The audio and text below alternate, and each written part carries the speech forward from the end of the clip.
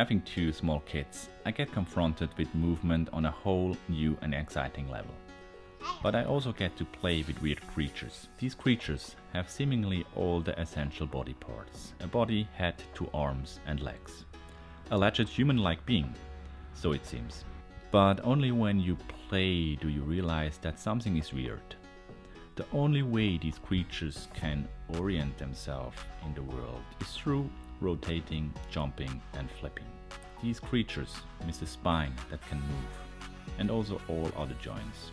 But this is a topic for another discussion. Our spine helps us to orient ourselves in the room, whether we're searching for the keys or watching ourselves in the mirror to see if our trousers are sitting well. Our spine is always working. We also can do all sorts of cool moves with the spine. But it is when we're hurt where we truly see, or rather feel, how many movements involve our spine. So it's a good investment to keep our spine mobile and healthy.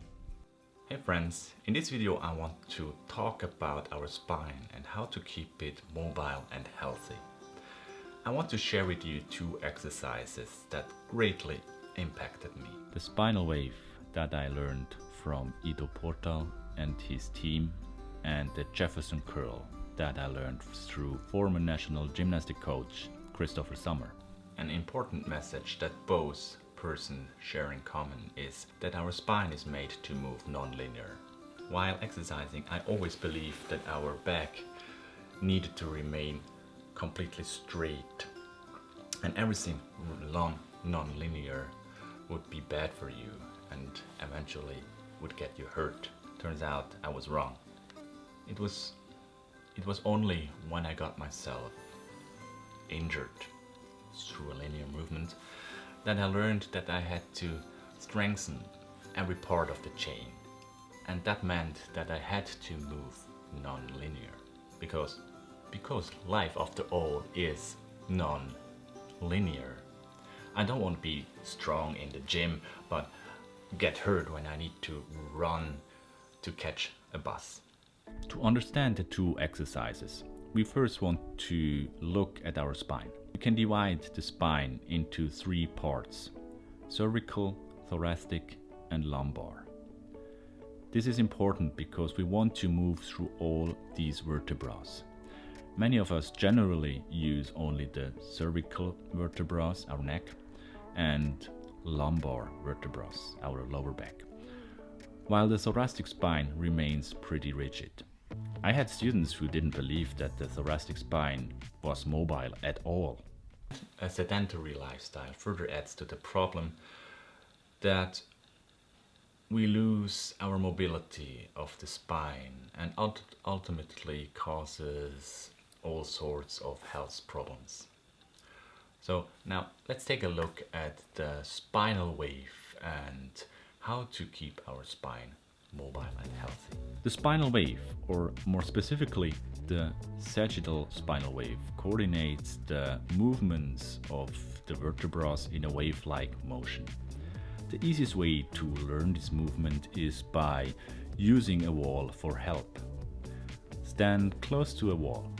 First, move only your neck until the tip of your nose touches the wall. Then look upward until your chin touches the wall. Next, move your chest to the wall, followed by the ribcage and the hips. Then start again from the nose. Be sure to not lean into the wall for support. Use the wall only as guidance. In the beginning, you want to spend enough time using the wall and be sure to engage all three parts of the spine. It's very easy to hide a lack in movement quality in fast movements or a too quick progression to more complex movements. To be honest, I sure have been a victim to those two quality thieves. So be sure to practice the basics. It's while practicing the basics that you realize that there's another perspective to this exercise. Another movement layer, so to speak. First, you think this exercise is just the forward and backward motion of different elements of your body. until you realize that actually you're moving in 3 circles.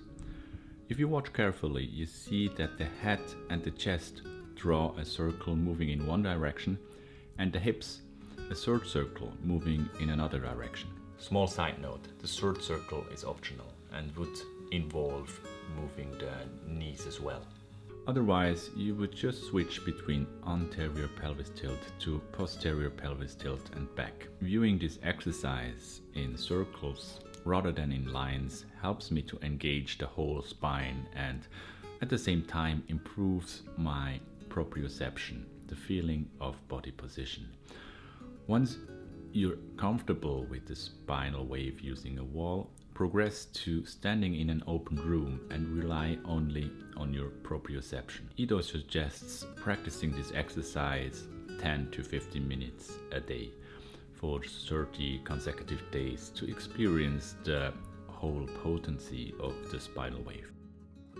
I personally do this exercise as a part of my warm-up routine, or in the morning after I wake up, or between long working bouts on the desk. Note that there are different variations of the spinal wave, and that room for exploration with the spine becomes almost limitless once you integrate these variations. The spinal wave is a great exercise, and there are countless of variations how you can do it. So I just covered the tip of the iceberg here. Next up, let's move to the Jefferson Curl, or the J curl. The Jefferson Curl is not only an exercise for the spine, but also for our hamstrings. For starters, stand in a pike position, soft knees, and from here slowly lower your upper body vertebra by vertebra, starting from the neck.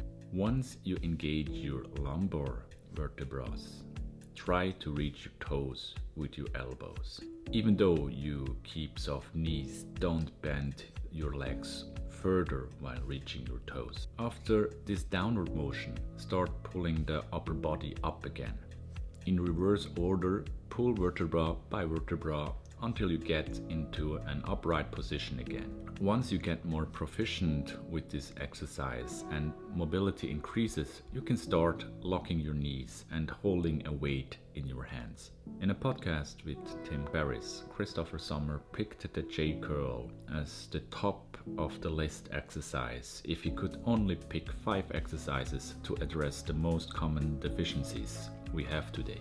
So just for joint, I think we'd put Jefferson Curl at top of the list. Even if that was all you did, right? You just did Jefferson Curl, a lot of aches and pains are going to go away because of that. As always, thanks for watching. And if you like my videos, or if you enjoy my videos, it would be terrific if you would subscribe to my channel and further support my work.